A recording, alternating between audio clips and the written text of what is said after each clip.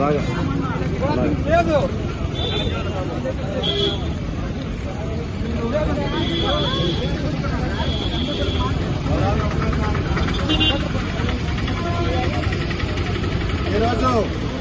అఖిల భారత యువజన సమైక్య రాష్ట్ర సమితి పిలుపులో భాగంగా పలాస కాశీబుగ్గలో అఖిల భారత యువజన సమైక్య శ్రీకాకుళం జిల్లా సమితి ఆధ్వర్యంలో మత్తు పదార్థాల నుండి అలాగే డ్రగ్స్ నుండి రక్షించాలని ధర్నా కార్యక్రమం చేపట్టడం జరిగింది.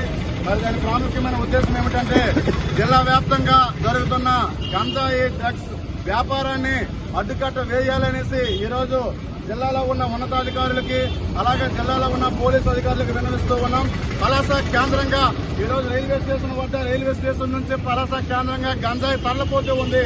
అధికారులు పోలీసు వ్యవస్థ నిమ్మకు నీరెత్తినట్లుగా వ్యవహరిస్తూ ఉన్నారు. తక్షణమే గంజాయి వ్యాపారాన్ని మాదక ద్రవ్యాల నుండి విద్యార్థులను యువతులను కాపాడాలని ఏఐవైఎఫ్ శ్రీకాకుళం జిల్లా సమితిగా డిమాండ్ చేస్తూ ఉన్నాం.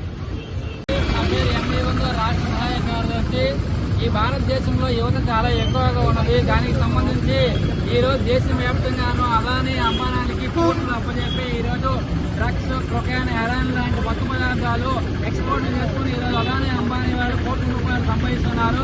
దానిపైన భారతదేశంలో ఉన్న ప్రధాని నరేంద్ర మోడీ ఈ మత్తు పదార్థాల బారి నుండి యువతను రక్షించాలని చెప్పి ప్రధానంగా మేము డిమాండ్ చేస్తున్నాం. అలాగే రాష్ట్రంలో వచ్చేసరికి విపరీతంగా గంజాయి డ్రగ్స్ మాఫియా అనేటువంటివి విశాఖ, విజయవాడ సెంటర్లో అలాగే బోర్డర్లు ఆనుకొని ఛత్తీస్ పక్కన అటుపక్కన అనంతపురం, కర్నూలు బోర్డరు అటు ఇటు శ్రీకాకుళం ఆనుకొని ఒరిస్సా పర్లాకి మీదుగా గంజాయి డ్రగ్స్ మాఫియా అనేది విపరీతంగా పేరుకుపోయి తరలింపు జరుగుతుంది. వ్యాపారం రోజు రోజుకి పెరిగిపోతుంది తప్ప కానీ ఎక్కడ పోలీసు వారి నియంత్రణ చర్యలు ఎక్కడ చేపట్టలేదు. మొన్నే రాష్ట్ర ప్రభుత్వం కొత్త ప్రభుత్వం ఏర్పడిన తర్వాత హోంమంత్రి అనిత గారు చెప్పారు ఉప్పుపాలెం గంజాయి డ్రగ్స్ మాఫియా మీద ఉప్పుపాలెం మోపుతామని.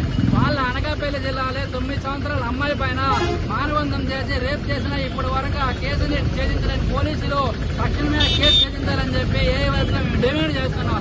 అలాగే మత్తు పదార్థాల బారి నుండి అలాగే గంజాయి, గుట్కా, పాన్ పరాకు విత్తలు విడిగా పాన్ షాపుల్లో దొరుకుతుంది కాబట్టి దాన్ని కూడా నియంత్రించాలని చెప్పి ఏ వైపుగా మేము పిలుపునిస్తాం. రానున్న రోజుల్లో ఏ వైపు ఇతర విద్యార్థి యువత సంఘాలు కలుపుకొని పెద్ద ఎత్తున ఆందోళన చేపడుతున్నామని చెప్పి హెచ్చరిస్తున్నాం.